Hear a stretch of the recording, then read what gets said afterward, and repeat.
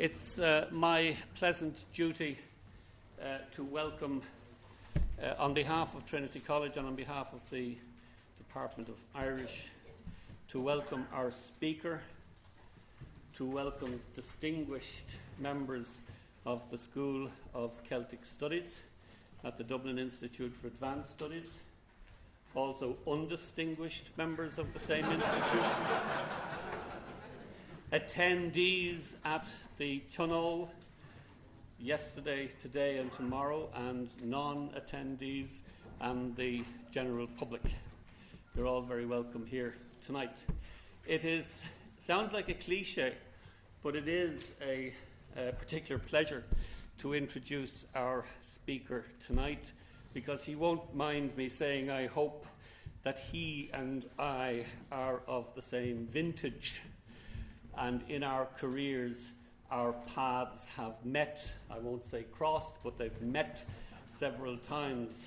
The strangest meeting of all, however, was this morning's, when I walked into the building of the School of Celtic Studies on Burlington Road, and Patrick, the receptionist, was on duty, and he jumped up with a big smile on his face, and he ran to the shelf behind him and picked down a big package and walked over to me with that smile still on his face, saying, "Good morning, I believe this is for you, Professor hUiginn."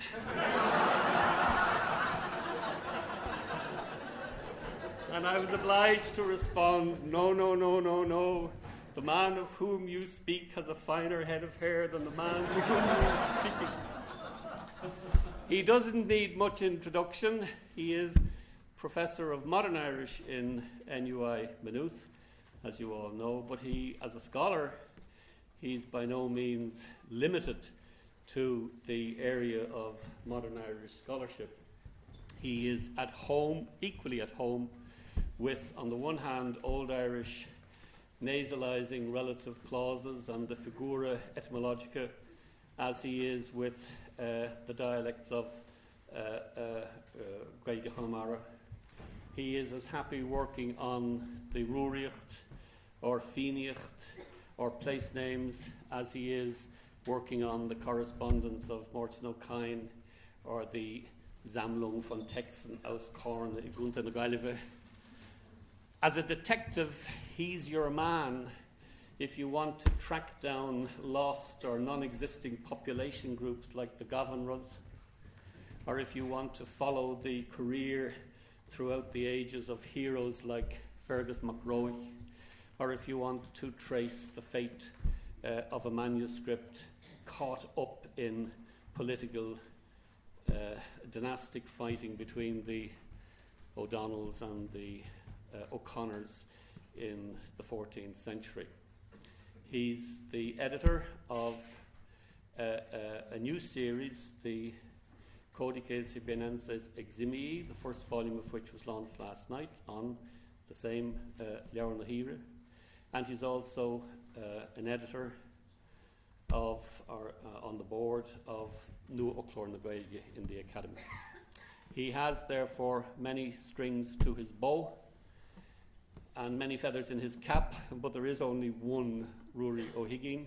Tonight, his detective work is on the emergence of modern Irish, and I'd appreciate it if you could give him a Trinity College and School of Celtic Studies warm welcome, please. Thank you.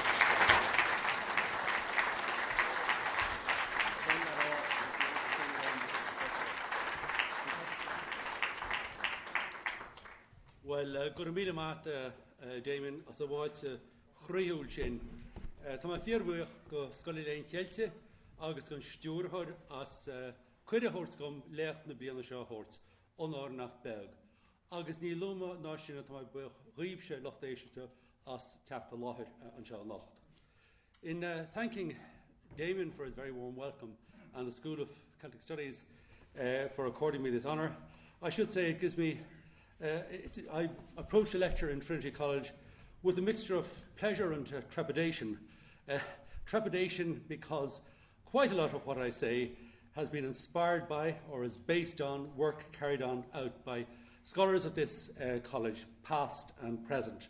Although I hasten to add that any howlers or heresies you may hear this evening are to be charged to the account of Ruairí Ó and nobody else. Right. The emergence of modern Irish. Any language that has a long literary history will usually be divided into chronological periods or epochs. Irish is no different, and its written tradition of over 14 centuries is normally set out in diverse periods. A commonly accepted chronology, number 1 in your handout, would distinguish an early Irish period comprising Old and Middle Irish and extending down to the end of the 12th century. This is followed by early modern Irish from around 1200 to roughly 1650, which also includes material composed in the literary register we call classical modern Irish. And for its later stages, it's helpful to distinguish a post-classical period, maybe about 1650 to the mid-19th century, before we reach the modern or contemporary period, stretching from the mid or late 19th century to the present day. Such periodisation is determined largely, but not solely, by linguistic factors and reflects the changing face of the language over the course of many centuries, with the convergence of certain developments consigning a text or piece of literature to one period or another. Not infrequently, political or social developments in Ireland's history are invoked as catalysts that hastened or affected the cultural and or the sociolinguistic changes that are the hallmarks of these different periods. In dividing the history of Irish into diverse periods as here, we usually do so as a scholarly convenience, and indeed a convenience that finds expression in the way our subject is organised and taught in many of our higher education institutions. The Great Divide, this broad division into early and modern periods, for instance, was used as a basis for establishing separate chairs for each period in the colleges of the National University of Ireland when it was established in 1908. But when we divide the history of Irish thus, we must always bear in mind that this is a convenience, and the boundaries we set down to mark the beginning or end of any era are unlikely to be straight, rigid, or fixed. To take the main defining feature, language, nobody would hold the developments and changes which characterise any period of Irish from that which preceded it took place simultaneously and in the same manner throughout the Gaelic world. Some of these developments may already have been in evidence or even brought to conclusion in certain parts of that world before they'd even commenced in others. Likewise, certain older or archaic features may have endured in some areas long after they became obsolete elsewhere. As with the language, a similar situation is likely to have obtained in literary fashion and taste, and also in the case of cultural institutions and practices, which provided the infrastructure for the production of that literature. In these spheres, it's likewise unlikely that change took place simultaneously and evenly throughout the Gaelic world, especially in a medieval Gaelic world in which full political unity was a foreign concept. And again, as with linguistic development, side by side with change, we must always be mindful of an element of continuity that crosses the borders set by modern scholarship. Now, this evening, I'd like to focus on one of these borders, that between early and modern Irish, and look at some of the aspects of continuity and innovation from the early to the modern periods. In doing so, indeed in tackling any aspect of the Irish language or Irish literature nowadays, we do so from a position of privilege, I think. Yesterday, we had a wonderful demonstration of the wonders of EDIL, the Electronic Dictionary of the Irish Language. But there are many other aids that have appeared in recent years. I'm thinking of Celt, for instance, in UCC, which allows us to search texts, download and search texts. The Folklore na Nuaghilge archive, which has texts from the modern down to about 1926 at present. The corpus of bardic poetry, digitised here in Trinity College Dublin, which allows us to search the entire corpus of the bardic poetry. And of course, it can be mined with Catherine Sims' wonderful bardic poetry database. And if we want to look at the manuscripts, we can go to ISOS, where very many of them, and increasing numbers of them, are being made available. Returning to modern Irish, many of the facts about it are known. Linguistic developments, some of which already had commenced in Old Irish and became more pronounced in Middle Irish, continue apace during this period. We witness a tendency towards simplification in both verbal and nominal paradigms. the 21 or so separate forms found in the present tense paradigm of the simple verb in Old Irish, for instance, when we include relatives and passives, absolute and conjunct, and different forms, has been reduced to a paradigm of about a dozen forms in the conservative early modern classical register. But the development of an analytical verbal system whereby the third person of the verb is used with the appropriate pronoun, tá me, tá tú, and so on, as opposed to tám and táid, must have resulted in even smaller inventories of inflected forms in certain dialects. In the noun, case forms, for Indo-European, we assume there were 8 case forms. This has been reduced to 6 by the time of Early Irish, and becomes even to 5, and becomes even there's attrition continues during the period. Likewise, the pronominal system was subject to significant change, with the loss of unstressed pronouns, leaving a set of stress forms to be used as subject or object.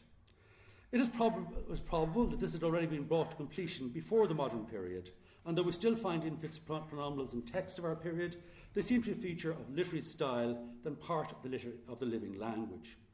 And the roots of many developments witnessed in the spoken dialects of today, in the adjectival, verbal, preposition, nominal and verbal forms, can be traced back to this time. On top of such predictable internal developments in the language, the influence of external agencies in the form of Anglo-Norman French and later English on vocabulary was to be immense in this period. Language development in the early modern Irish period was thus part of a continuum, and while we know such developments were in train, our sources frequently mask them from us. For not only must we reckon with the normal conservatism of the written word as opposed to the spoken, but many texts of our period show a markedly archaic style.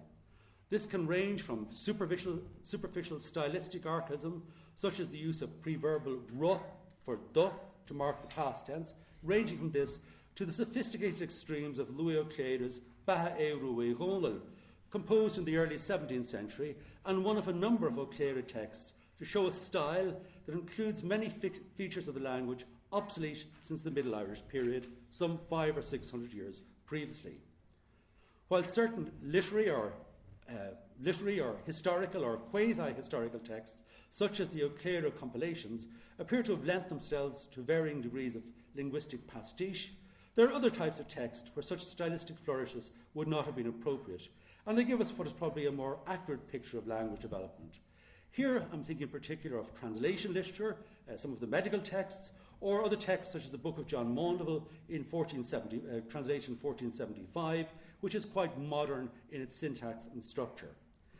In other sources, we can benefit greatly from scribal slips or errors, or an imperfect knowledge of Irish orthography that betrayed the influence of the spoken language on the written, in addition to place or personal names written by non-speakers of Irish, which give us an idea of how Irish was being heard and was being pronounced. Now, the early modern period is hugely important in the history of the language and its literature. Not only was it a period of substantial literary creation in both verse and prose, but scholars and scribes curated, copied, maintained and transmitted material from earlier periods, material that surely would have been lost without their input. Compilations such as the Book of Ballymote, the books of Lecan, the Book of hUiginn, the Leabhar Breach, and countless others bearing less elegant titles, all emanated from the literary infrastructure maintained during this period. And it's to the efforts of this scholarly class of people we owe the preservation of the greater part of the literary heritage of early Irish. The period with which we are concerned is seen to commence around the beginning of the 13th century, around the time of the Norman invasion, and comes to an end with the Tudor and Stuart conquest of the 17th century, the imposition of common law, and the fall of the Gaelic aristocracy. In addition to the general linguistic developments I have mentioned, a number of other features are taken as hallmarks of the early modern period and are seen to distinguish it from those that preceded and followed it. But there are two developments, probably interrelated, to which particular prominence is afforded. The first of these is the transfer of literary activity from the ecclesiastical setting, we presume, for pre-Norman Ireland, to a secular setting seen with the rise of the so-called literary families. These families pursued the four main traditional branches of learning: law, history, poetry and medicine, under the patronage of the lordships of late medieval Ireland. And secondly, the development of a literary register, classical Irish, used primarily for poetry, governed by strict grammatical and metrical rules, and used throughout the Gaelic world. This particular dialect coincides also with the growth of large and long personal praise poems, of which we have very many. There are, of course, many features other than these that also characterise early modern Irish. The many borrowings from Anglo-Norman French, a greatly increased presence of material associated with the so-called Fenian cycle, and translations or adaptations of literature from Latin or other European vernaculars. As catalysts for change, and as the harbingers of this era, two interrelated developments of the 12th century are frequently invoked: the Reform movement in the Church and the Anglo-Norman invasion. To these, a further argumentum e silentio is sometimes added. The tradition of compiling large manuscripts from which emanated the great 12th century codexes, Leabhar na Hir, I mentioned earlier on, the Book of Leinster and Rawlinson B502, this tradition appears to have been fractured and is not taken up again until the mid-14th century. The absence of such compilations from the 13th century has been taken by some as evidence of a major readjustment taking place in the organisation and infrastructure of literary production at this time, due to the aforementioned social and political events of the late 12th century. And it's only with the advent of what historians call the Gaelic resurgence or the Gaelic revival in the later 14th century do the threads appear to be picked up again. Now, the Norman invasion was doubtless a cataclysmic event, and the first wave of invaders and settlers certainly made their arrival felt. In the space of a few decades, they had overrun most of Leinster and Munster, much of Connaught and the eastern part of Ulster. This they achieved by dint of their superior military acumen and organisation, ruthlessly exploiting the major fault line found in Gaelic society, namely its political disunity, and playing off against each other various claimants to chieftainship within different peoples. The effect the Anglo-Normans had on social life was not inconsiderable. Witness the vast number of words borrowed into Irish this time concerned with food, clothing and everyday life, in addition to the military, architectural and administrative vocabulary that we might expect from a superior power. The effects their conquest may have had on the Church, and in particular on ecclesiastical centres of learning, is more difficult to gauge. When the Norman Baron Hugh de Lacy was killed in 1186, while in building a castle in the church lands of Durrow, the obituary in the annals of Ulster describe him as Malartuch Giscoiltach Cal agus Neavad Éiron, the destroyer and the dissolver of the sanctuaries and churches of Ireland, an entry that might give us to understand that ecclesiastical centres were targeted in particular by the Normans. However, in the matter of the destruction and despoiling of churches, the Irish had absolutely nothing to learn from the invader. Pre-Norman entries in the annals are replete with references to churches being plundered and the communities put to the sword by the Irish themselves, long before any Norman set foot in the country. One of the best examples, of course, is Mael Muide, HUiginn de Mocht, who was responsible for writing part of Leabhar na Hir, which we already mentioned. A more revolutionary and potentially disruptive development in the cultivation of literature would have been the Reform movement of the 12th century, which sought to bring what was seen to be a corrupt Irish church into line with practices found in the rest of Christendom. The so-called Laudabiliter Bull, issued by Pope Adrian IV in 1155, had granted King Henry II the moral authority to govern Ireland and to enforce Gregorian reform in the Church. This subsequently was used by the Anglo-Normans to legitimise their invasion, and also by the barons, their barons who engaged in land grabs in different parts of the country. The roots of church reform, however, go back somewhat further than this papal bull. Since the late 11th century, bishops in some of the larger urban centres in Ireland looked to Canterbury as the source of their authority.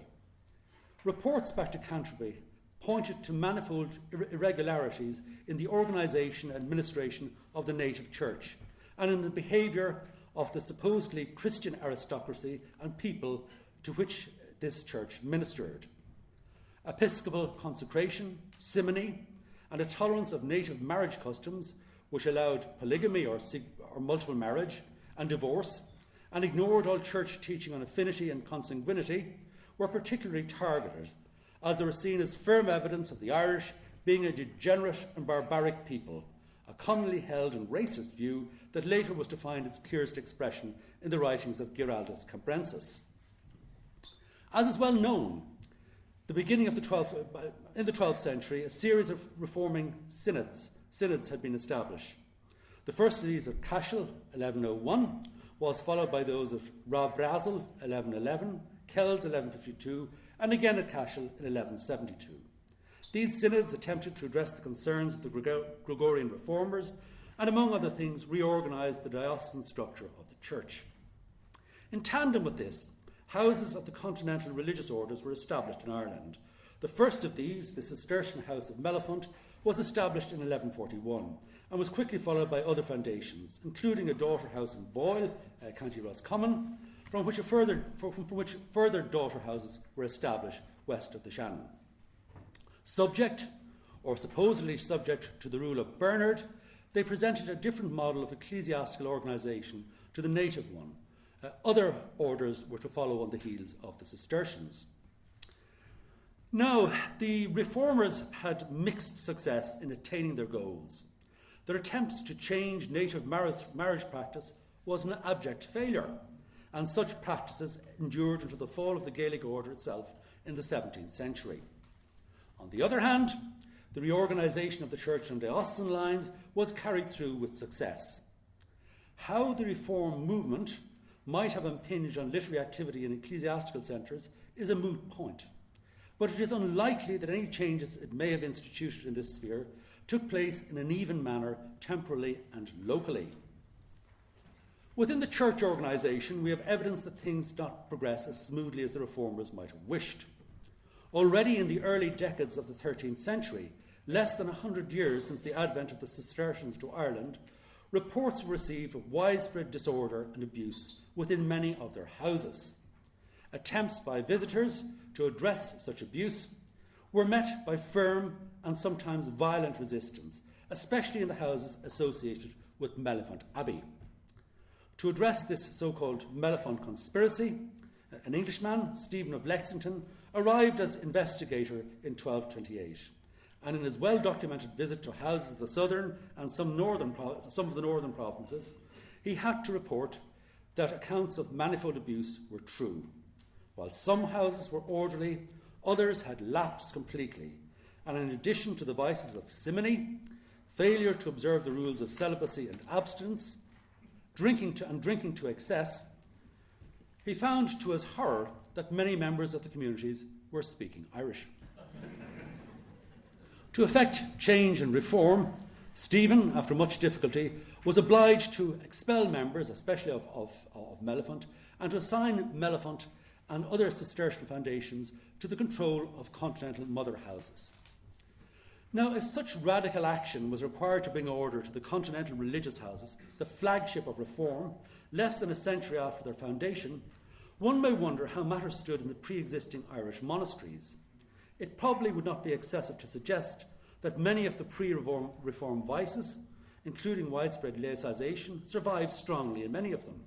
And although reform and transformation of the Church, especially in its organisation, were indeed imposed eventually, we may suspect that change did not take place evenly and uniformly throughout, and that some foundations adhered to old customs long after reform was commenced. Prior to the time of reform,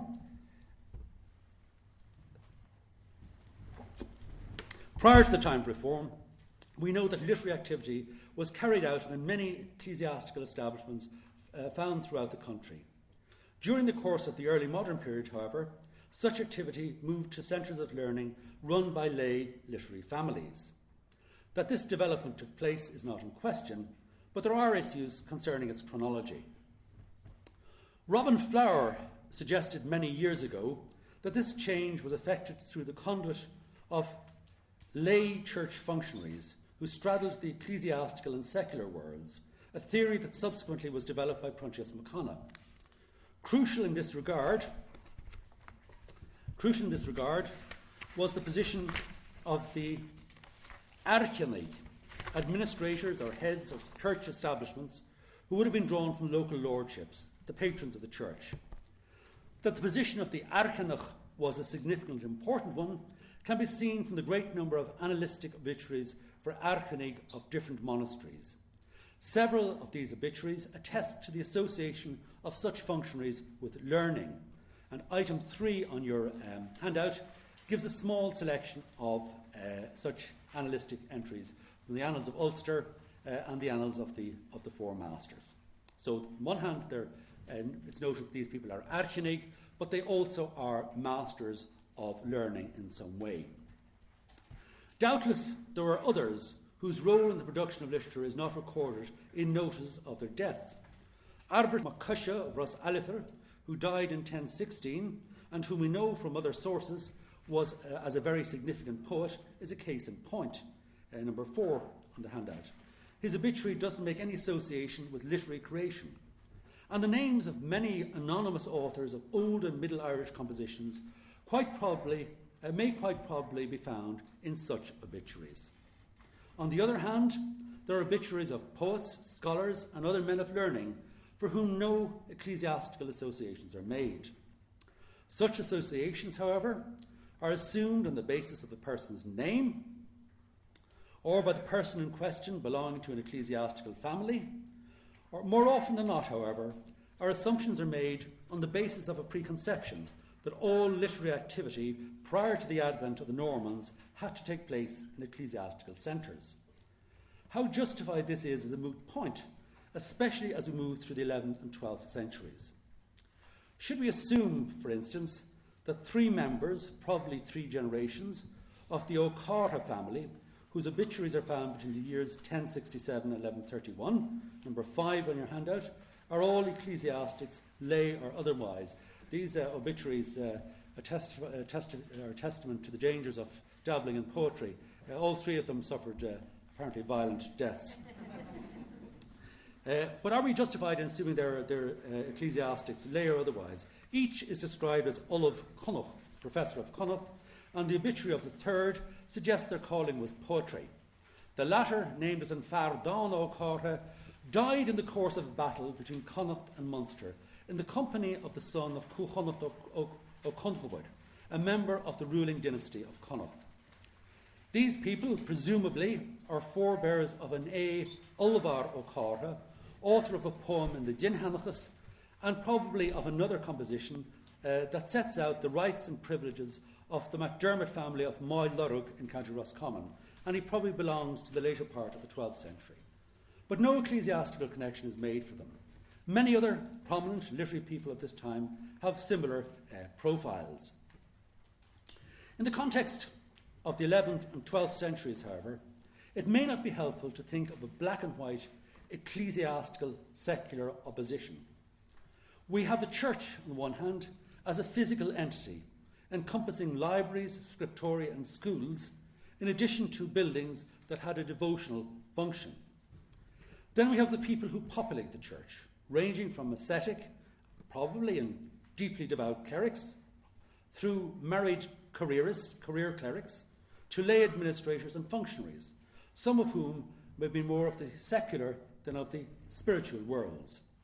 A recent description of celebrated Flan Manistruch of Monaster Boyce, who died in 1056 as a, quote, a gentleman scholar with access to a good library and not notably engaged in religious pursuits, may not be far wide of the mark and may equally apply to others of this period. The obituaries of certain archini of the late 12th century, admittedly, point to them also holding political office. I give some under 6. Brehab O'Dúladáin, he was the Arcanach of Astara, professor of law, and the Taoiseach of his people. Or the next one, Ivar O Inrachtig, was the Arcanach of Mucknow and the Lord of Omagh for a while.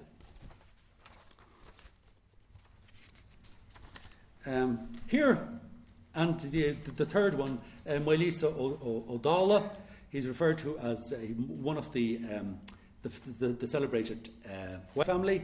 He's called Olav Éireann agus Alban agus Ard Dux, the Annals of the Four Masters of Ard Taoiseach, Corcoria. Corcoria is in County Westmeath, where they hail from. And he died on pilgrimage. Here, however, we said that there's nothing new. We recall the case of Cormac MacQuillenan, Munster bishop, king and scholar, who fell at the Battle of Ballachmugna in 908. But what differentiates some of the later schools with which we're concerned from their earlier forebears is that literary activity is no longer carried out in the physical precincts of the church, but in a secular setting. When this first started is a question we cannot answer with any certainty, but given the secular grounding of many archenig and other such functionaries, and their association with ruling dynasties, there would be nothing surprising if this had already started sometime before the introduction of reform. If the reform movement hastened it along, is another question. But if it did, it certainly didn't happen simultaneously or in an even manner in all churches, and it's certain that the process was not brought to completion overnight. This is evident from the fortunes of one of the more famous of the later literary families, the Húiginn, the O'Diagnans, who provided olives of Shanachas, of history, to the Convachna and the Clonmel Ruairí, that's the McDermotts and the McDonaghs of Maynooth in County Roscommon. And their history is of some interest. We first encounter them as clerics in Breifne at the end of the 13th century. I have some entries here under A. One of the number, under 8b, Fargal Mwibnach, established a church at Kilronan in County Roscommon in 1339. 8b, on the death of his wife in 1347, he is described as archenic of the church he founded. 8c, and on his own death 10 years later, he is described as Olav of Convachna and the two branches of Clonmel Ruairí. 8d. Other 14th and 15th century obituaries of this family attest to the ecclesiastical and literary functions up to this time. But there are other interesting interactions between the literary families and the church in Connacht at this particular period. A daughter house of Mellifont, the Cistercian Abbey at Boyle, was also caught up in the conspiracy and subject to Stephen of Lexington's 1228 reform. Reform and reassignation of the house to Clairvaux did not meet with approval of the community, and 7 years later, an abbey of the Norbertines, the Premonstratensians, the Holy Trinity Abbey of Loch Kay in County Roscommon, was founded by a certain Claras mac Moilín O'Mail Chonera, Archdeacon of Elphin, and evidently a scion of the family of historians.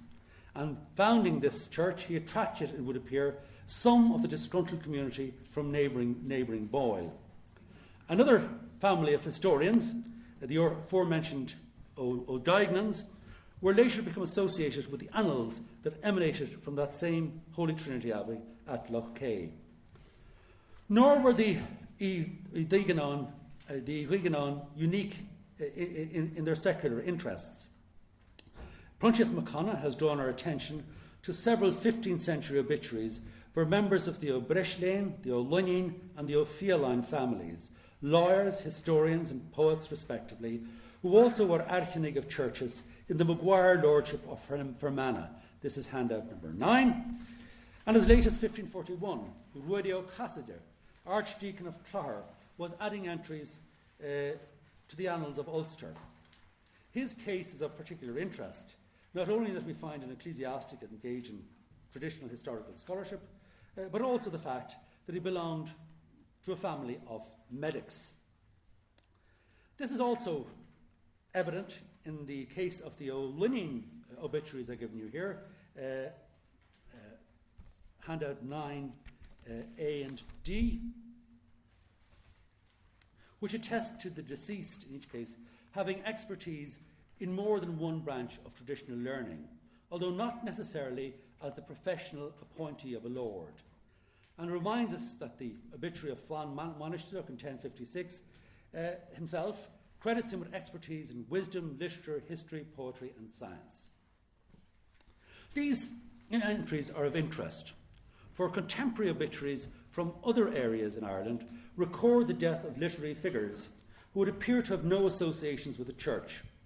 Both in the case of these Fermanagh obituaries and those of the O'Diagnans, somewhat further south, we appear to be looking at the survival of an older system on a localised basis.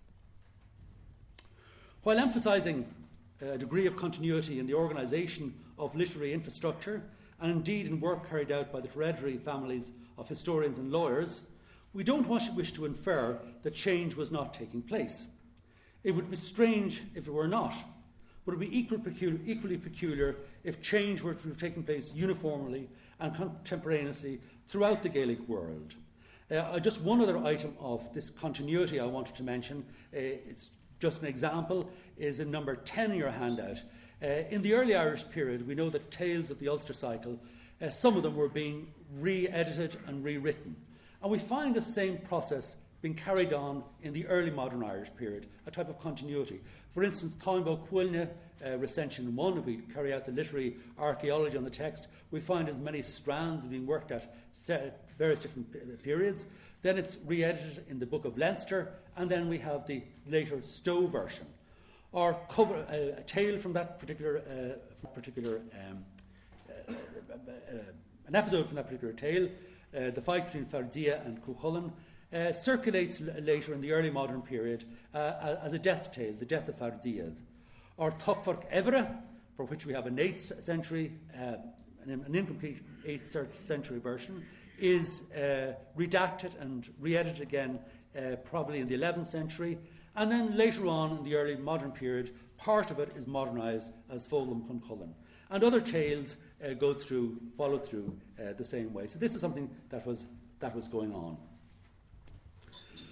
But one area where we do find change, and where that change marks off modern from early Irish, is in bardic poetry, and in particular in the development of a strict bardic register for the composition of praise poetry, religious and secular, and elegy at this time. In this, what we call the classical Irish register, we have some 2,000 surviving poems.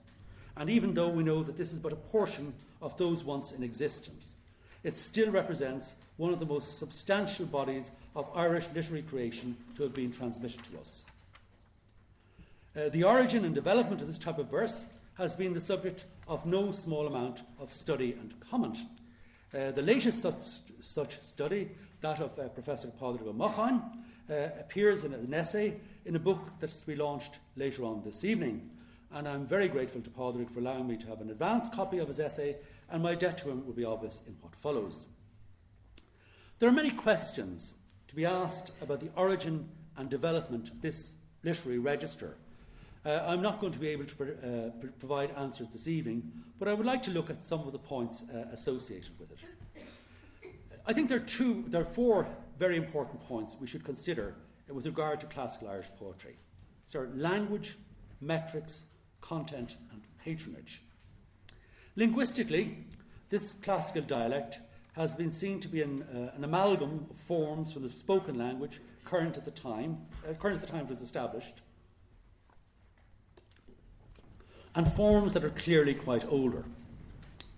But the main driving force in the development of this language, it would appear, is metrical, for the choice of whether an older or a more modern form is to be used in a poem is determined by what that particular form offers in terms of syllabic length, or its initial vowel or consonant for the purposes of alliteration, or the combination of internal vowels and consonants it presents for the purposes of rhyme, consonance, or some other metrical embellishment.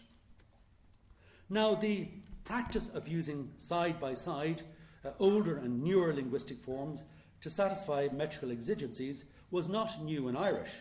Such can already be observed in the poetry of the early Irish period, with hiatus or non-hiatus forms, or forms of the short definite article versus the long definite article, in poetry such as Féilire Oingasa and other compositions. This becomes more pronounced in Middle Irish. Poems such as Saltar Moran, SR, or the metrical Dinhanicus, for instance, show many examples of this phenomenon. I'll just give a few on number 11, where you have a longer or a shorter form being used for metrical exigencies. These texts also show some evidence of dialectal forms being employed for metrical purposes. I have just one example there. It's number C, where the form we have loch rhyming with cloch in one verse, but in the other one it's clach rhyming with mach, clacha rhyming with macha, and the cloch, clach, which we find in Irish and Scottish Gaelic, is also a feature. This variation is a feature of the classical dialect. Although the basic practice of using for metrical purposes historical or dialectal variants or later forms side by side goes back some time, in early Irish such variation was used primarily to ensure a correct syllabic count.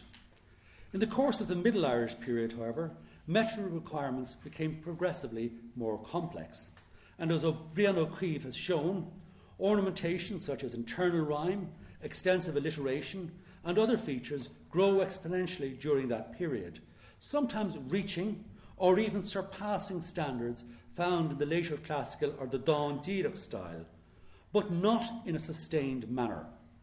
Some 12th century compositions examined by him show features such as internal rhyme and alliteration appearing in more than 90% of all possible instances. At the same time, as he pointed out, other compositions of that period show only syllabic regularity and the most rudimentary ornamentation, as found in poems of an earlier period. And this Óglacha style was to endure side by side with the more ornamented Dáin Díreach for the next number of centuries. But between full Dáin Díreach and the basic Óglachas, we find other compositions of the early modern Irish period that cannot be comfortably consigned to one category or the other. I'll take just one example. Gilliculum Macamullah, he's a Scottish poet, probably a house poet to the MacDonalds. Gilliculum Macamullah's elegy on the death of Angus Óg MacDonald, who was killed in 1490, is a case in point. I subjected that, it's written in Devide, and I subjected it to the tests established by Brian O'Keefe, and found that it meets about 60% of the criteria for full Dáin Díreach. In terms of final rin, ard, rin, the final rhymes, it's almost perfect. Two couplets don't have this rhyme, and in some cases the rhyme is of a rougher type that you find in earlier Irish. In the case of internal rhyme, perfect internal rhyme, the second couplet, is found in about 56% of the cases. The remainder, we have an attempt at rhyme, broken rhyme, or a sound correspondence, a nomus type of correspondence. While alliteration is the weakest, it occurs in only about 40% of the lines. Other poems by Gilliculum and some other Scottish poets show a similarly high degree of ornamentation without satisfying the standards of strict Dáin Díreach. And even if we allow for the further emendations, the texts edited from the book of the Dean of Lismore, I know this book written in English script in a secretary hand, and there are textual difficulties with it. But even if we allow for further emendations, we still will not shoehorn these poems into conformity with the standard to which their authors probably never aspired. So this may be just a localised type of verse found in Scotland, and there may have been ones otherwise. Similarly, some of the later historical poems, beside the Dáin Díreach, we also get verse used by historians, like Sean O'Doagain, Gillan Neve Ó hUiginn, and other poets of the later medieval period. Some of these poets, in their historical work, show their poetry shows a high degree of ornamentation, but don't comply fully with the rules of Dáin Díreach and seem to adhere to a somewhat different standard, suggesting that aside from the strict Dáin Díreach, there may have been other standards determined by locality or by genre. But to return finally to the development of the classical register, the main difference between the earlier ornamented syllabic verse that Brian O'Keefe has discussed and strict Dáin Díreach is that the latter requires that the metrical structure and ornamentation be consistently sustained throughout each verse, no matter how long the poem.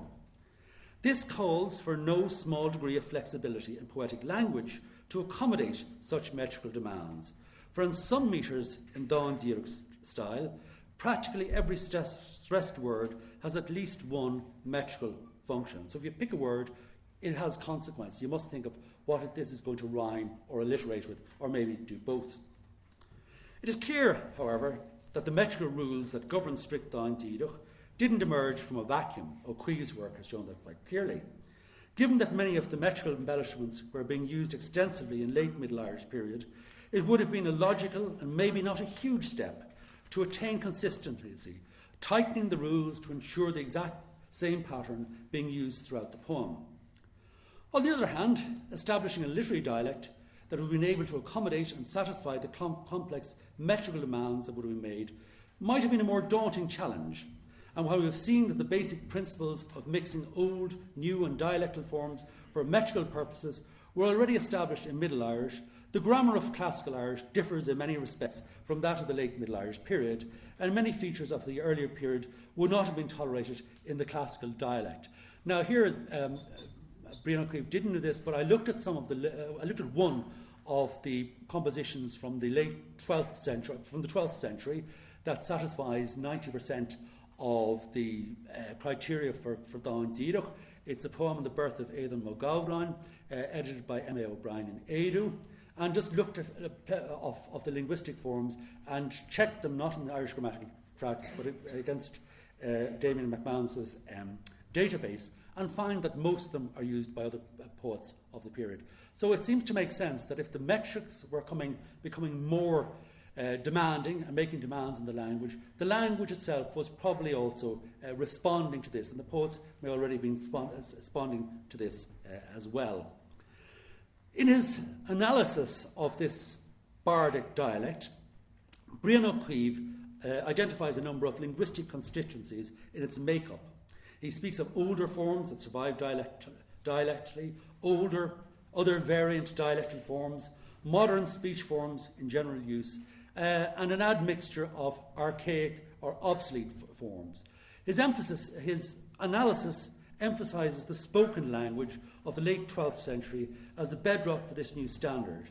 And while this may be substantially true, I have some reservations. I'll just mention one. For instance, the rules of this dialect allow the use of analytical forms of the verb in all tenses and persons. That is, you can say vias, the vas, vime. You can use both forms. We find the analytical forms of the verb already in Middle Irish, and their use in Middle Irish poetry too, and their use has increased greatly since that time, especially in the northern part of the Gaelic world. Scottish Gaelic is the most advanced in this respect. However, down to the present day, both Irish and Scottish Gaelic have resolutely retained the joined or synthetic forms in the first person singular of the secondary tenses. That's the conditional, the past subjunctive, and the imperfect indicative. And only in recent times do we find this loosening to any extent. Yet in poems, and I've located some examples, composed 700 or 800 years ago, we find forms such as dá licoch me instead of dá licking, where may is required for a final or internal rhyme or for alliteration. And it seems to me that in this case, the potential presented by the incipient nature of the analytical forms was realised by somebody who had a good linguistic sense. And this may be an artificial, for its time, an artificial usage. And there are probably others as well in the dialect. In any case, establishing the dialect, it may have developed over the period, but was a complicated undertaking in many senses, and begs the question, who was responsible, when and where did they work? O'Keefe has suggested that the basic rules must have been set down sometime in the second half of the 12th century. And given that we find Dán Díreach compositions dating to the beginning of the 13th century, this certainly makes sense. It has been suggested that this was effected at some gathering or symposium of poets convened at this time. and given some of the dialectal features accorded recognition in that register, O'Keefe suggests that this may have taken place in the northern part of the country. Such connection is not an entirely improbable scenario, for we know that in addition to the 4 main synods held in the course of the 12th century, at least 20 other major ecclesiastical gatherings took place. So we could think of a synod, or some such, with a fringe meeting for poets, like you have in the Labour Party or the Conservative Party conferences in Britain. A problem with this, however, is that nowhere, to the best of my knowledge, is the authority of such a literary legislature invoked.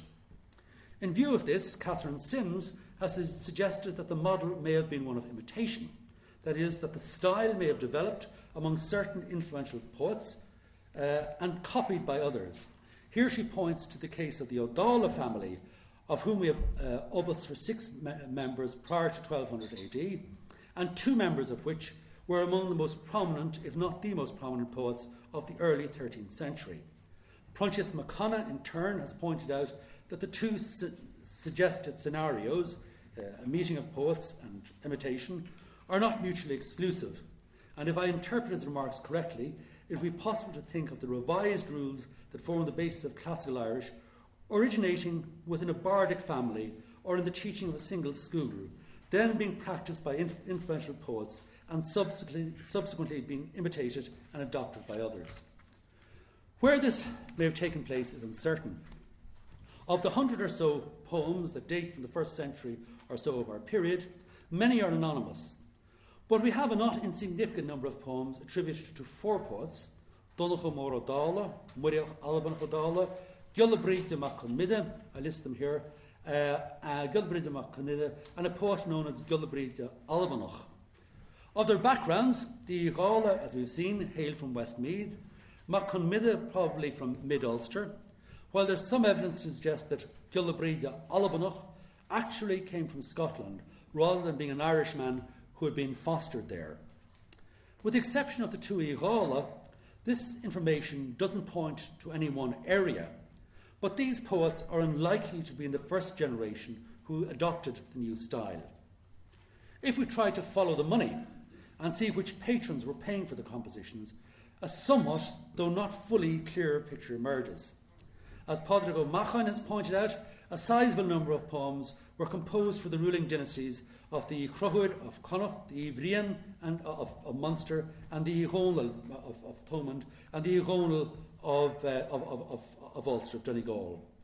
And given the political prominence of the Crochuid in the 12th and 13th centuries, he has suggested that under their patronage the new bardic standard may have emerged. While this cannot be proven due to lack of evidence, it is not an entirely improbable scenario. We must, however, agree with his assertion that our evidence points strongly to Connacht as the cradle of later bardic civilization. The role of the Crochuir, the O'Connors, to which he has alluded, is central, it seems to me. They were the most powerful family in 12th century Ireland, and as such were notable patrons of the church and of learning. Since the early 11th century, they had been patrons of Clonbacnoise, offering material support, commissioning building work and giving protection. Other major ecclesiastical centres were founded or re-established or contributed to by the Crochuir, or their cadet branches: Cong, Clonfert, Abbey-Knockmoy, Roscommon, Boyle, Holy Trinity Lochcay, and several others. Not content to offer mere patronage, several of their members were established in ecclesiastical office as bishops of Elphin or Shiel Muride, which was the general name for the Connacht ruling dynasties. Their associations with the poetic class were long-standing. We recall from Handed 5c that an Fear Donna O'Cara, styled Olaf Connacht, died in the company of Eo Crochuir in 1131. One of Fear Donna's kinsman, A. Ulvar O'Cara, calls himself Olaf Cruachna, the professor of Cruachan, Cruachan being one of the sites associated with kingship in County Connacht, who composed a book on the rights of the MacDermots. Not surprisingly, with the rise of the new bardic style and the long praise poem, we find several members of their house honoured in the earliest stratum of bardic poetry to have been transmitted to us. Nor is it surprising that poets from outside of Connacht were attracted to display their art there. For O'Cruthers Connacht was where serious patronage was to be had.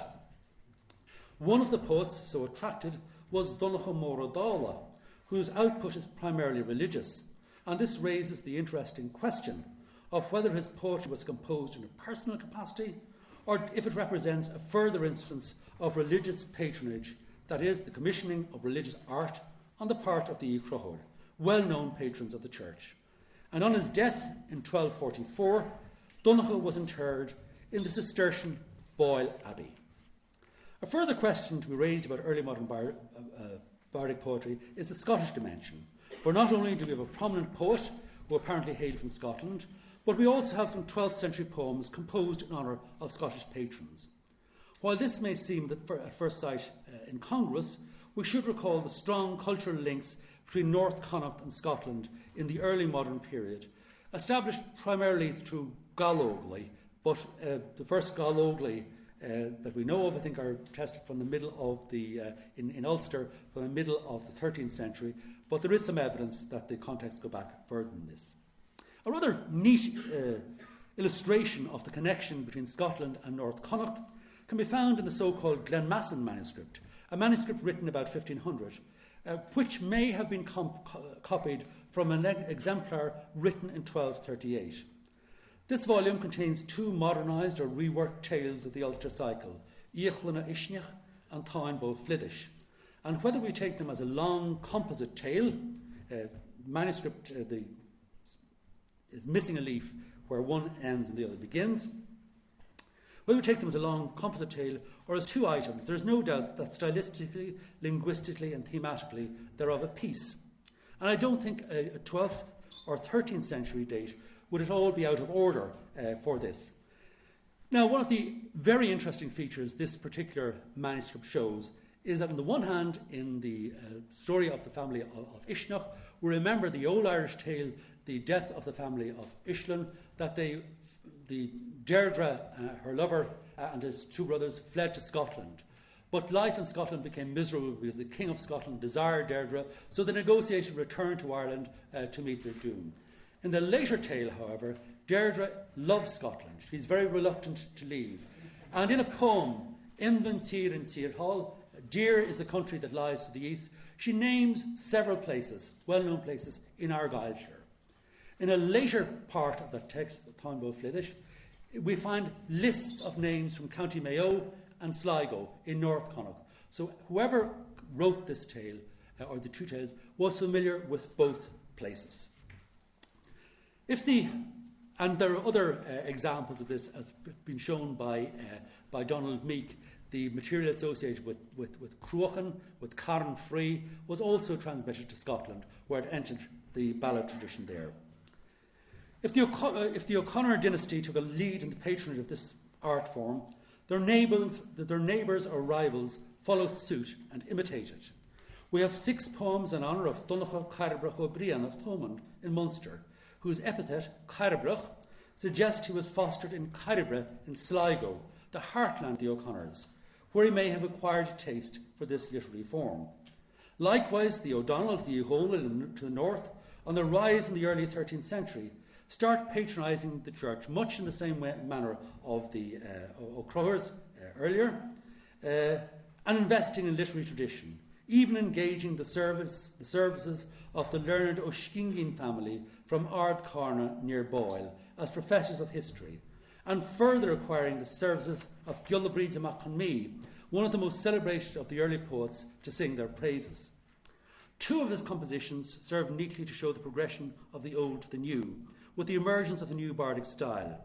In the first of these, I'll give it as 15a,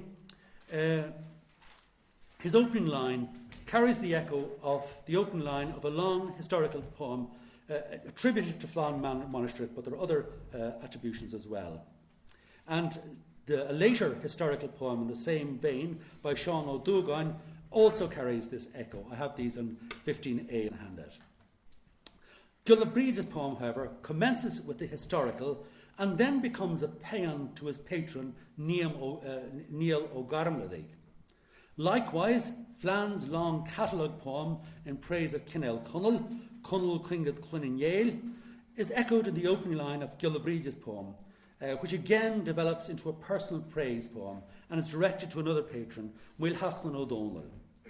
There are other aspects of Gillabree's work which betray his earlier antecedents. The use of internal rhyme in the opening couplet of a poem in Devide, a device widely used by Flann Manistrach, and as Damien McManus pointed out at a symposium last year, some of the linguistic forms he uses are criticised by compilers of the later bardic tracts, a fact that points to this poetic form still developing during this period. There are very many questions to be asked about the origin and development of this art and those who developed and cultivated, and I've touched on only a few of them this evening. Doubtless, with the help of the database of bardic poetry and the other wonderful electronic aids that have been made available over the past number of years, we will be in a far better position to answer them and to pose new ones. But my main aim tonight was to emphasise, as others have done, the great element of continuity we must associate with the gradual emergence of modern Irish. Go to Míle Maithí.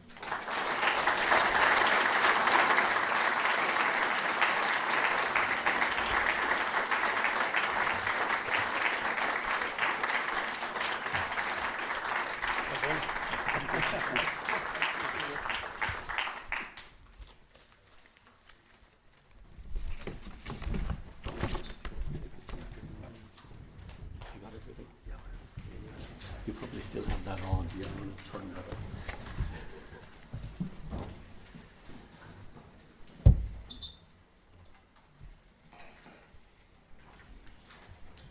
Great. Lovely. Fantastic. Great. Thanks, ladies and gentlemen, on your behalf, I'd like to thank our speaker. I haven't heard this paper before, and I was trying to figure out before the lecture started what angle he might have been going at. But I did boast his skills as a detective in my introduction, not knowing that would be the way I'd be able to finish up as well. At one point in his paper, I remember him saying, like a good detective, he said, let's follow the money. And the money led to the Icrohur. I remember some time ago a scholar being presented with the prospect of being able to enter a time machine and go back in time to do what he loved doing most, namely reconstructing ancient languages. A time machine to bring us back into the 12th century and to bring us back into that wonderful fringe meeting that Ruairí suggested might have taken place where what Brian O'Keefe described as a wonderful exercise in language planning took place for the creation of classical modern Irish. We probably won't get to travel in a time machine, but we've been taken back tonight into the 12th century and to all of the evidence that is relevant for establishing how early modern Irish, and in particular classical modern Irish, was created. So on your behalf, I want to thank Ruairí for a fascinating paper and one that gives great food for thought. I'm asked to remind you that there is a reception to be held in Trinity City Hotel, and the way to get there is to go out the main gate of the college and turn right, stay on the path and turn right, keep the college on your right hand side, walk around College Green and down to Pierce Street, and the hotel is over on the left hand side. You'll see flags outside it. There is to be a launch tonight of the book in which Pádraig Ó Maithfid's paper, the paper Ruairí referred to, a book edited by Maynooth University and Cuivine Branach on the proceedings of a conference held in honour of Osborne Bergen two years ago, I think. So that is to be launched this evening, and you're all welcome to come there. So could I ask you once again, no questions are allowed on these occasions. I'm sure you all have questions, and I'm sure that Ruairí would be delighted to entertain them later on. Thank you. But that's a very polite no. But if you would all please put your hands together again and thank him once more.